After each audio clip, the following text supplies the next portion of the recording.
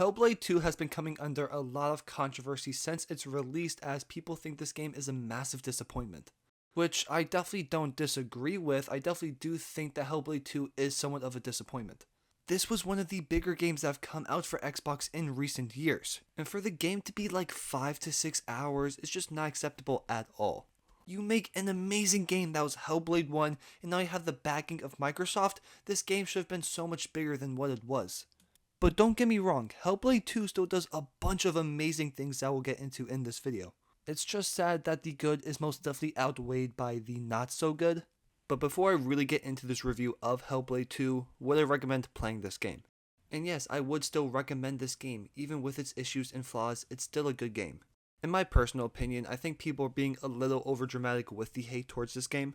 Yes, the game still is disappointing, but that doesn't stop it from still being an enjoyable experience. Like, if you played Hellblade 1 and enjoyed it, you're gonna enjoy Hellblade 2. It's not like they just completely fumbled the bag with this game in every aspect. That's just not true. The graphics and audio are arguably the best I've seen in any video game. If you are looking to play this game, I will just say that this is like the definition of a movie cinematic video game.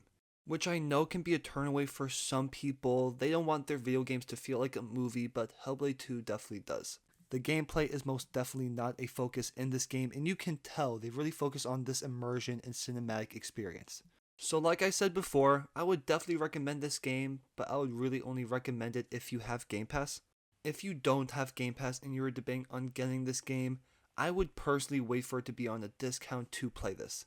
And the main reason I say to wait for a discount to buy this game is just because of the length of it. In my personal opinion, buying a game that's like 5 to 6 hours for $50 just really isn't worth it to me.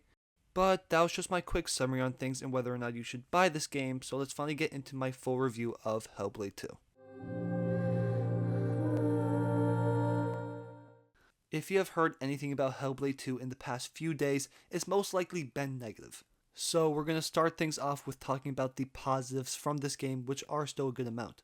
Like I stated in the intro, the graphics and audio are actually just unbelievable. I have never seen a game with such good graphics and audio, like it's just genuinely breathtaking. And that's what Ninja Theory does best. They do such an amazing job by using Senua's psychosis and the environment to really immerse you into this game. To really get the full experience with the audio, you need to play this game with headphones. It's genuinely an amazing experience. And the game looked so good graphically that I would genuinely question most of the time whether or not I was in a cutscene or not.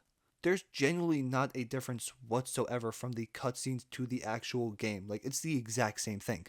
So that's probably the biggest positive that we have from this game. It is just so gorgeous, and the immersion is just unbelievable. Another positive from this game was the voice acting. I think it was unbelievable by every single person. The voice acting was just so good from everyone, and you really feel the emotion behind all these scenes because of it. I think another thing that they did amazing in this game was its representation of mental health and trauma. A heavy focus of this game's narrative was around Senua and the trauma that she received from her father. And watching her deal with it throughout the entire game was really cool to see, and watching her make her own choices and become her own person and not just her father's daughter. And again, the way they deal with her psychosis in this game is just amazing, and it's so unique from any other game. But that's basically all the positives that we have with this game, so let's move into the not so good parts. I think personally the biggest issue for me from this game is just the length of it. Like, bro, how can you make this game 5 hours long? That just shouldn't be allowed. And look, I'm not usually one to have an issue with shorter games, but like 5 hours, that's just insane. And especially in interviews when you're saying the game is around like 8 hours, it's just not. Unless you're doing absolutely every single thing in this game and getting every single possible collectible, you're not going to reach 8 hours. It's just insane that we wait years upon years for this game, and most people beat it in like one night. Like, what do we do now? Do we just have to wait another like 6-7 years for the next one, which is going to be like another 5 to 6 hours? That's my biggest issue with this. We wait so long for just such a short experience. It's just bad when your first game is even longer than the second one. That just should not be the case. But moving away from the length of the game, let's talk about the combat, which was definitely a talking point for lots of people. And this actually isn't that bad of an issue for me. Like, I don't like the combat, but it's just completely serviceable. They definitely changed up the combat with this second game, with only allowing you to fight one enemy at a time. And this combat system could not be more simple. You have a light attack, a heavy attack, a parry, and a dodge. You also have the mirror thing, which can slow down time. I heard a lot of people hating on the gameplay and combat, but like, I'm not playing Hellblade 2 expecting some great combat system. And I feel like the combat serves a purpose that I feel like Ninja Theory wanted it to. You can tell they want this game to be as immersive and cinematic as possible, and the combat really feeds into that. But in my opinion, the combat just works perfectly for what this game needed to be. I'm not going to be crazy and say I like the combat. That's definitely not the case, but it does what it needs to. This game is beyond bloody and gory, and you feel that with the combat. It's insane. Moving away from the combat, don't even get me started on the puzzles in this game. This was like a universally hated thing in the first game, and one of the very few critiques I had with that game. And you know what they did? They just gave us more of the exact same things in Hellblade 2. The puzzles are just not even that enjoyable, they just end up being really tedious. Because most of the time, these puzzles are pretty simple, but it's just tedious going around and having to do them.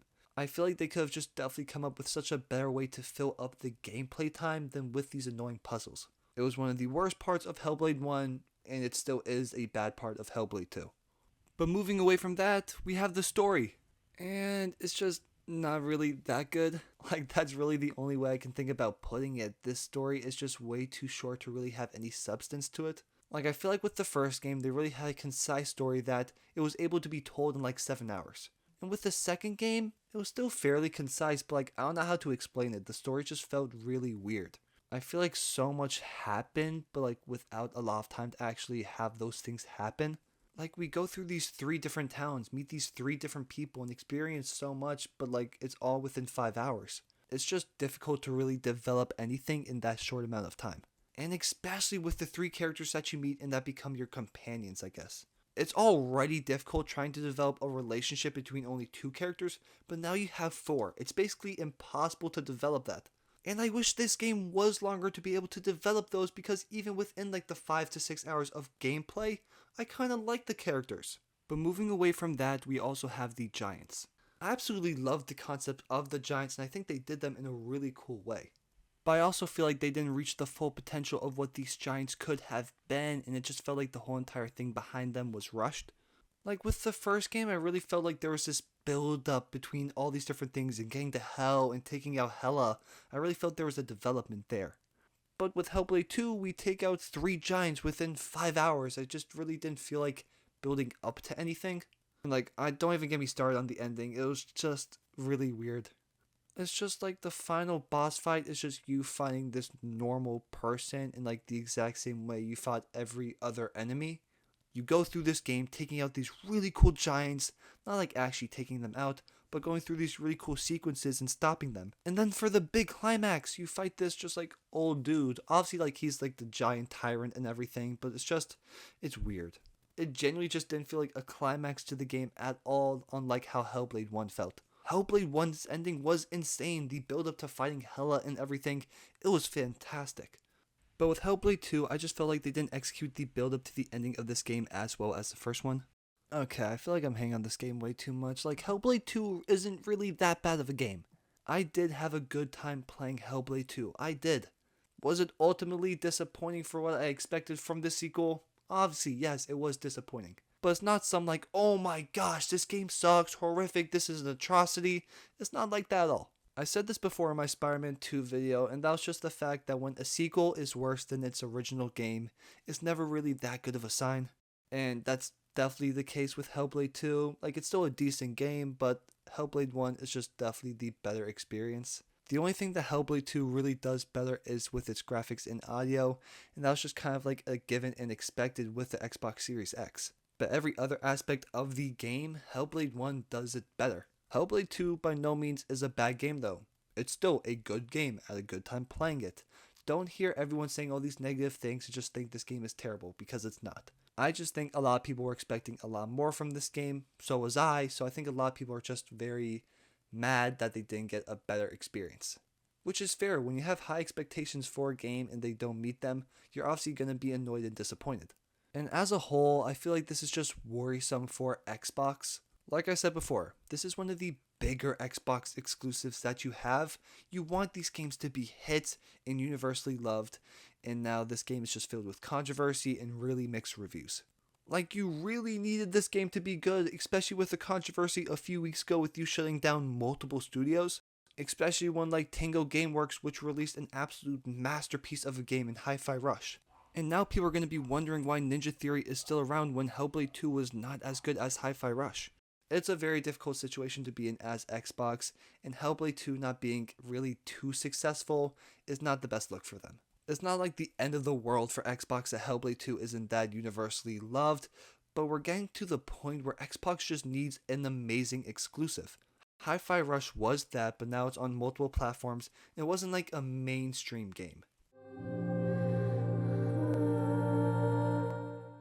My overall experience of Hellblade 2 was still a good one, but it still left me disappointed as I wanted a lot more from this game. I really wanted them to like double the length of Hellblade 1, make this like a 10 to 15 hour experience, and for it to have an amazing story along with its amazing graphics and audio.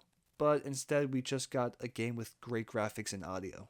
Hellblade 2 was not a bad game. Don't get that impression from my video whatsoever. I still had a good time playing Hellblade 2.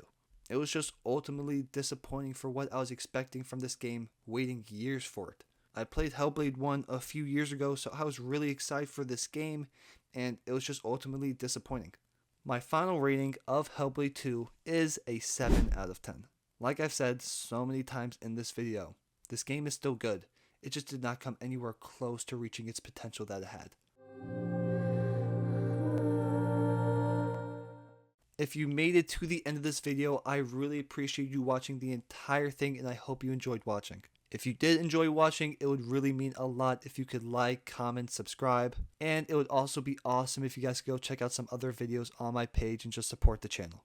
Again, thank you guys so much for watching. It means so much to me, and I will see you in the next video.